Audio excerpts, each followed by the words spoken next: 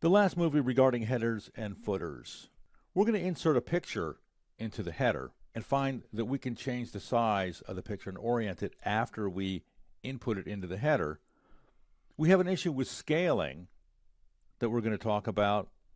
We have an option to align the header and footer with the margin that's established for the page. And there's a small issue with ampersands that can be resolved easily. I'm in a blank workbook, book 1, and we're going to use this workbook to set up a header and insert a picture into that header. First, we're going to go to the page layout view, which is the best place to do a header or work on headers. We'll click to add a header, where we get the Design Contextual tab for the header and footer tools. Left-click that tab, left-click Picture, and if you go to the place where you saved your practice files, you should see this, Logo 4. Left-click to select it, and then click Insert. And in order to get the preview of what this is going to look like, we need to click outside of the zone. And there it is. It's oversized. It's too large for the current size of the header. You could increase the size of the header if you want the picture to actually be this big, or we can decrease the size of the picture. The way to do that is to left-click the zone where the picture is, and we get the Design Contextual tab. We see the Picture command button, and next to that we have the Format Picture command button that is now active. We can independently resize the height and the width, or we can use the spin buttons to resize both of them at the same time while maintaining the aspect ratio of the picture so it doesn't get distorted. And bringing this down to less than an inch in both dimensions might be enough to get it to display fully within the size limitations of the current header. I'll left-click OK, and again we don't get a preview. I'll have to left-click off of that, and the picture does fit nicely in the current size of the header. Now there's an issue with scaling.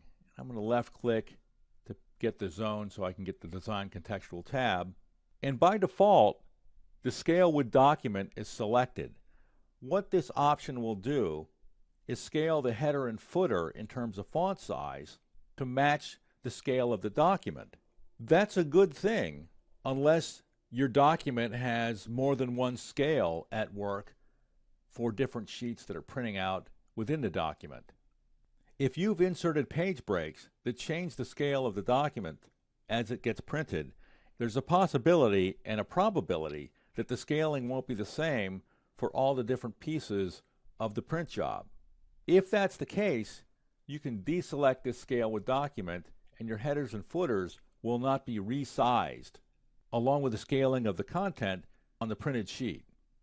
So all your headers and footers will be a uniform size. The next option, Align with Page Margins, I can deselect that and we see a slight adjustment in our header and footer. I'll select it again and you'll see it expand a little bit. That option is on by default. It's probably best to leave it on so that your header and footer sync up to the geographical space that the content takes up within the frame of the page. And the last issue, the ampersand. I've got zone 1, the left zone, selected, and I'm going to input 2 words so I can input an ampersand in between. And when I click off of that, the ampersand disappears. In order to get an ampersand to show in your header and footer, you have to actually input it twice, clicking off, to get it to show once. So that's headers and footers. We went to the page layout view again to set up a header with an inserted picture. We found that when we inserted a picture, we get the option to control and change the size of that picture so that we can scale it down to fit within our header, in this case, or our footer if that's where we had placed it.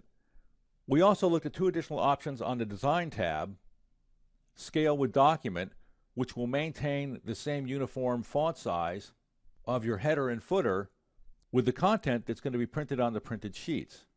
That's a good idea unless you've got multiple scalings at work within one print job, in which case it's a good idea to deselect the Scale with Document. And the last option, Align with Page Margins, is selected by default And generally, this is what you want so that your header and footer sync up to the geographical space and orientation that the content takes up within the frame of the page. And the last issue we talked about was ampersands. If you want an ampersand to display in your header or footer, you need to input it twice.